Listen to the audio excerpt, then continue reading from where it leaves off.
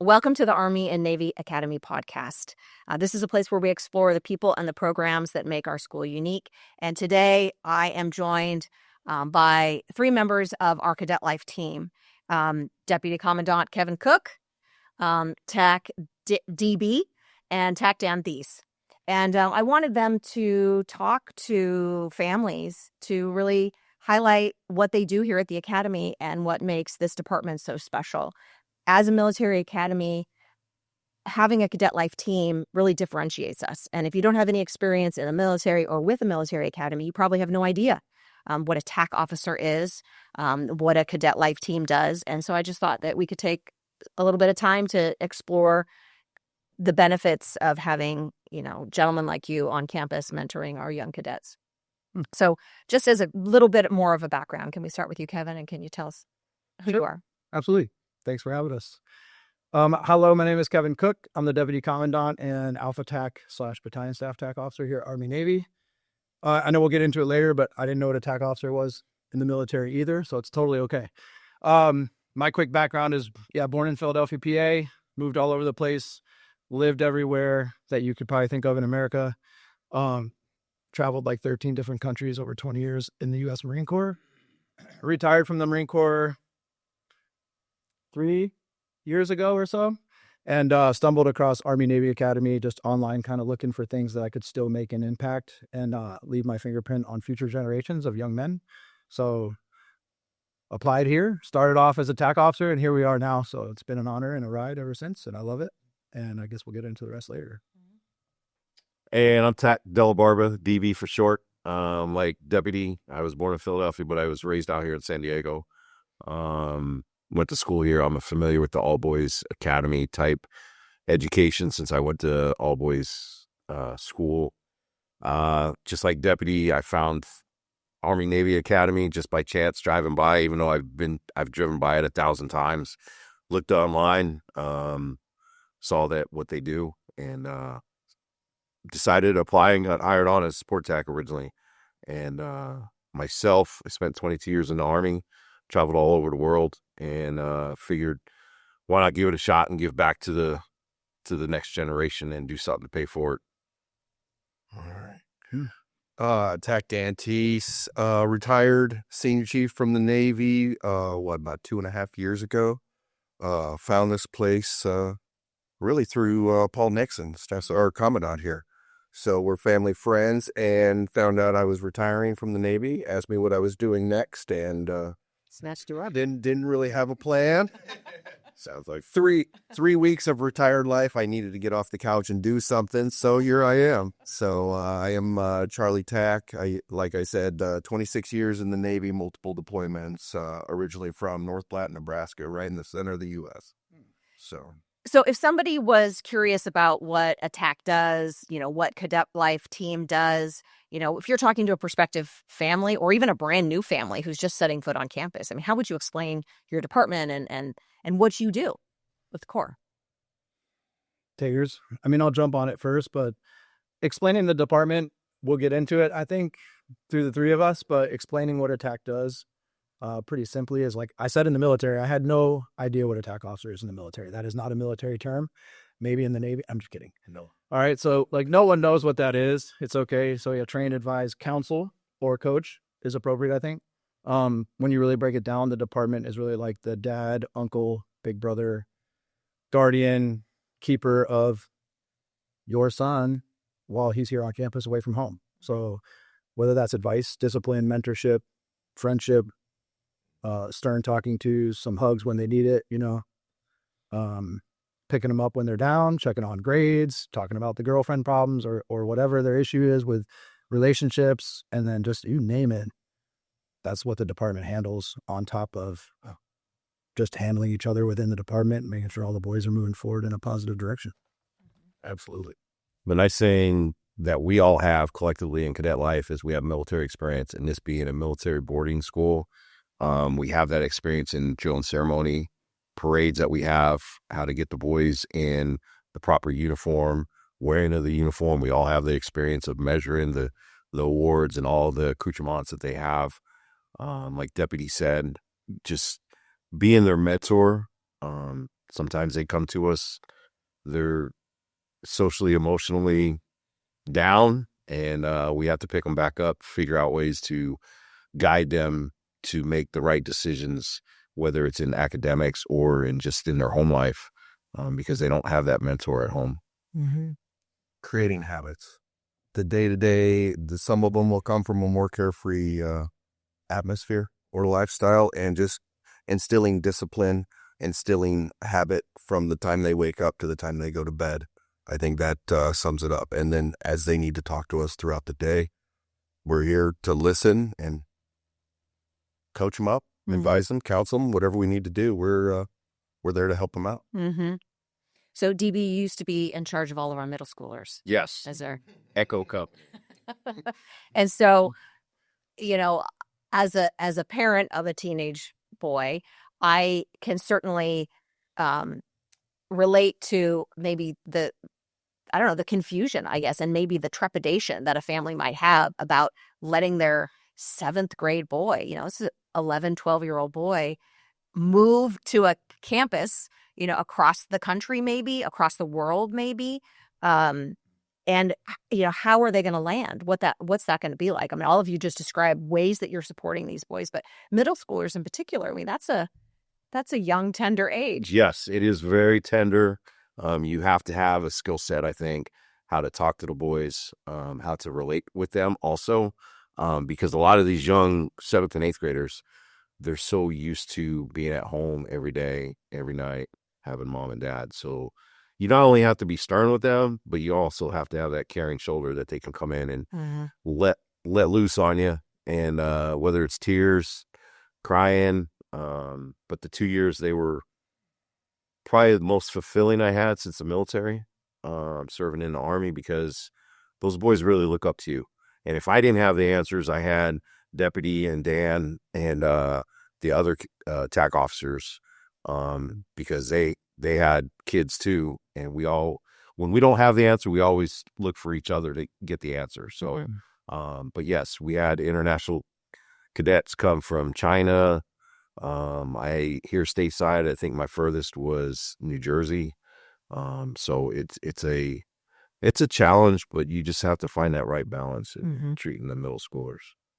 Can you share a specific incident where you helped a young man through a difficult situation, or you saw them transform, something that you were trying to teach them or that you were trying to impart to them actually resonated? I mean, can you talk about a kind of a pivotal moment or an impactful moment? Oh, any of us? Yeah, I mean, DB hit it on the head a lot. I'll just echo Company's thing and Dan's statement about habits. Like with the younger kids, that's pretty crucial. Even at home, people understand, right? Like habits define you. There's a famous Navy SEAL, he says discipline equals freedom in your life. Correct. So with the younger guys, there's more to a TAC officer than meets the eye, right? A lot of people hear military and they see military and that's their biggest, like, oh man, he's going to yell at my son. It's actually polar opposite of that, right? So like back up before the military, I was a camp counselor at Northern Frontier, where I went as a young man in middle school. Maybe I needed some steering, right? So like I paid it forward as a high schooler and a college student, and then, volunteering throughout the military to work with middle schooler age kids, right? But the habits and the discipline that DB brings and that structure of daily do the same thing, get after it, right? And build that brotherhood, it becomes like their family in Echo. So they're not just with the TAC, it's like the whole family's over there, like little kids.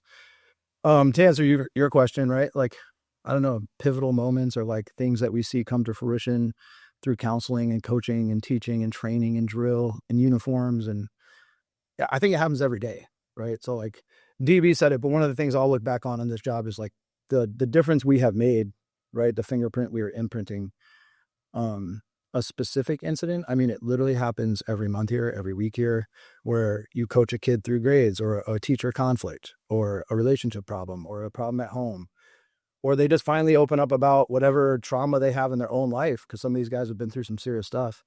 And it's never on like a parent or a guardian that they didn't do anything the right way or say the right thing. We all have children, and we all understand that kids don't want to talk to mom and dad or grandma and grandpa all the time, or aunt and uncle or whoever, right? But that's where our big brother side comes out, and they'll open up. Mm-hmm.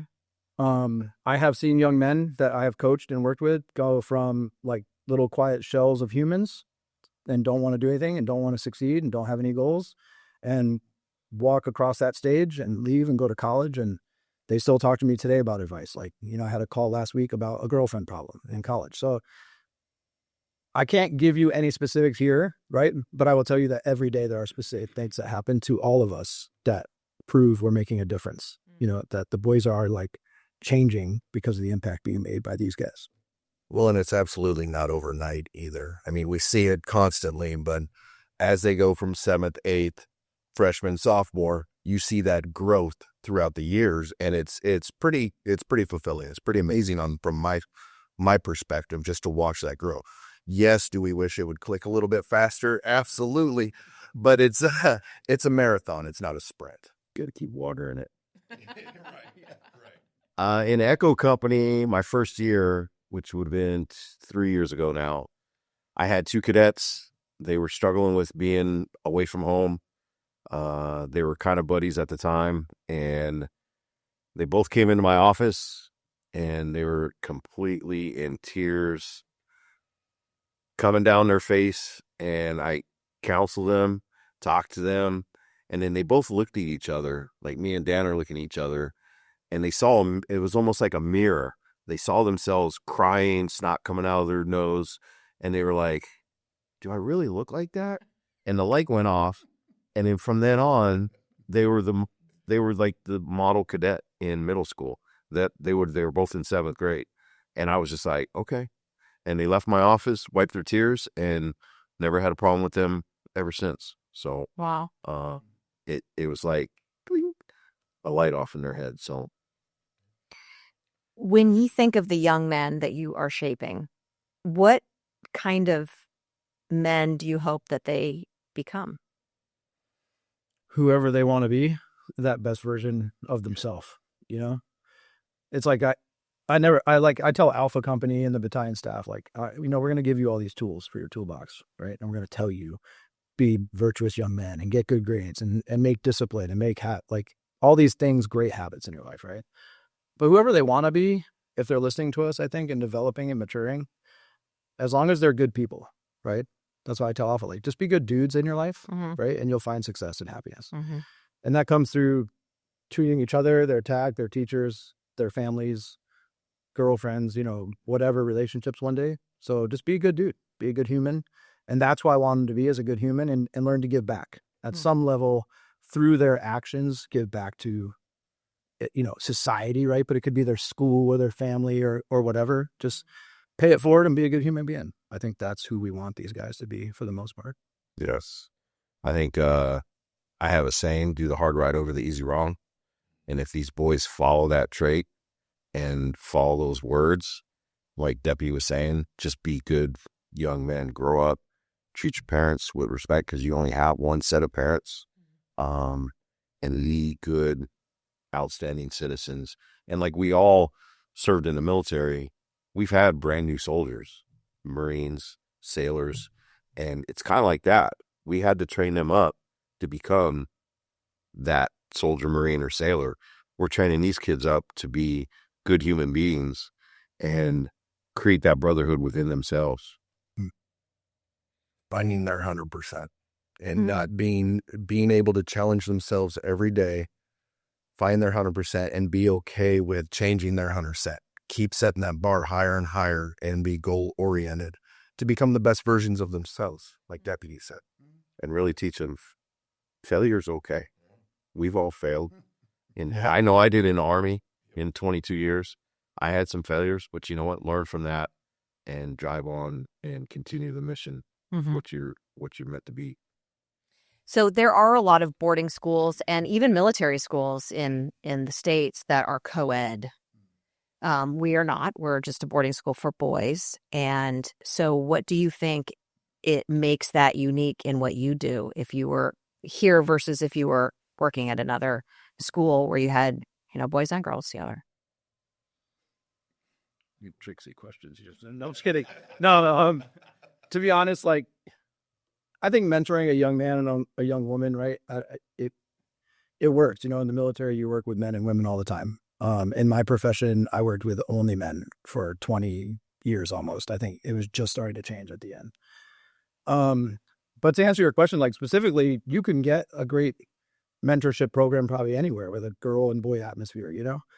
I think the difference here, besides the Gurian training and the education and that whole piece, which I'm sure like another podcast, we're dudes, right? Right. And dudes just are more comfortable around dudes sometimes, you know, like that stress is gone. That like, I don't have to, the nice part I tell Alpha about wearing uniforms every day outside of like, it looks sharp, is you don't have to stress about what you wear to school, you know?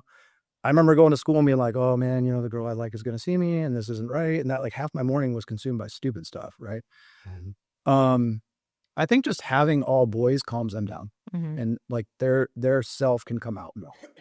They're not threatened. You know, there's no like challenge. There's no competition going on. They're not competing for the same thing. Right. Or same person or same date. I mean, it happens here, you know, these guys all have relationships. But I think it just calms the boys down and enables us to communicate openly with them, let them be themselves and see who really they are, right? Without all this other stuff the world throws at them all the time, you know?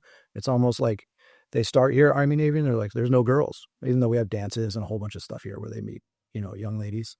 But I think the world throws enough at these guys already through social media and through the news and just through life and through school and through whatever. This is like their island of like, calmness, like, and I can just be me. So it's easier to break through with these values and these things that we work on to just to have that kind of solace right there of just their own little island. That's somewhere where I can relate. Like I said earlier, I went to all boys school down in San Diego, and you just create a bond with the guys, and there's no distraction. And like Deputy said, I didn't have to worry. Yes, we could wear like slacks and all that and a collared shirt, but we had to be in, we didn't have to worry about what I was going to wear. It was a uniform. Yes, it was a uniform. And back in Philly, when I lived back there for a hot minute, it was blue slacks, white button-down shirt, tie, blue sweater, name tag. And it just, I think the boys do better when there's no distractions. And I'm not saying, you know, a male and female co-ed school is distraction, but they get to be themselves without all that distraction. And they already do enough of that on social media. So yeah, on the weekends, summers, all the time, right? Yeah. I told the boys early in the school year, the hardest part about retiring, other than from the Navy, other than losing the Brotherhood I had with my guys out there, it was figuring out what to wear every day. We make it really easy for these boys. They keep their hair cut a certain way. They know what they have to wear every day. That takes out so much stress, and that starts the day right for them. And getting them to understand that is pretty huge. We have PT that we run the boys through. physical training. Acronym. And some of them love it. Some of them pretend to hate it. But you know, they're out there and they're, you know, hoofing it and running and doing push-ups and things like that. I mean, what's your, you know, obviously a military background, physical fitness has always been a part of your life. Yeah. I mean, how do you see that impacting these boys? I mean, they eat more, right? They probably sleep better, but you're really interacting with them. How do you see that affecting their day-to-day? Me and the deputy like working out. It sets your morning right. It gets your endorphins going, your brain right. It gets you exercising. And the best part about for us is come 10 o'clock at night when lights are out, they're a lot calmer this year than they probably been our last few years. And they're pretty tired at night. Yes, they're pretty tired from PT and then class and then sports and athletics in the afternoon. So yeah, we run a pretty tight ship here. Their schedule is tight. Very full. Yeah. Keep up busy. It's busy. Yeah. Yeah. And do you find that that's a bit of a struggle for brand new students to? No, I think it actually helps. You know, at first it seems overwhelming, and then, you know, just because they hear like PT at this time, formation here, class here, lunch here, right? Once they actually do the routine and talk to the kids, it just that structure, that habit, actually keeps them like focused and motivated throughout the day. Mm-hmm. So they're excited for lights or, you know, lights out at night, taps plays and stuff. The camp is generally quiet. Physical fitness is huge though. Everything DB said is exactly right. It's like mind freeing, it's body freeing. It makes them like, I call it alpha like a monster. I know I said make him a good dude and stuff, right? But each young man needs to be a little bit of a monster inside. And finding that energy to let out in a weight room or through a run or through exercise not only increases like the brain activity of a young man, it helps calm them down for class. So they're more focused in school because they get all of it out in the morning. And then that usually inspires most of those guys. Cause I'll be honest, the physical training in the morning is a little light, but, it does motivate them later. Yeah. It gets the blood flowing, right? It's nothing major. Like nobody's out here running 10 miles yet. No, I'm just kidding. That's next But year. later in the day, they get motivated to hit the gym, which is great, So every young man needs to develop that sense of like, I have to be able to protect myself, protect something around me. That's a man's job as a protector, I believe. So that weight room and that challenge of PT starts that drive of, I have to take charge of not just me, sometimes other people, right?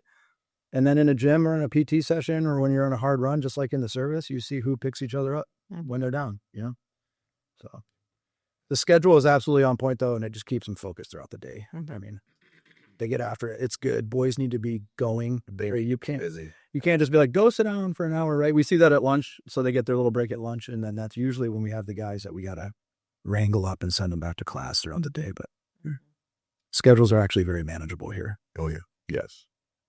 Boys will say they don't like it, but it's actually a good thing. They won't understand until 10, 15 years from now that this schedule is actually amazing and how much they take from the school into their personal lives once they graduate. Mm-hmm. Well, I'm sure you talk to alums. I speak to, alumni and even recent alumni who have shared with me, gosh, when I was at Army Navy Academy, I did the schedule, but I hated it, or I didn't appreciate it. And I thought the first thing I wanted to do was rebel against it when I left. And they did. And their grades, their, balance went off a cliff.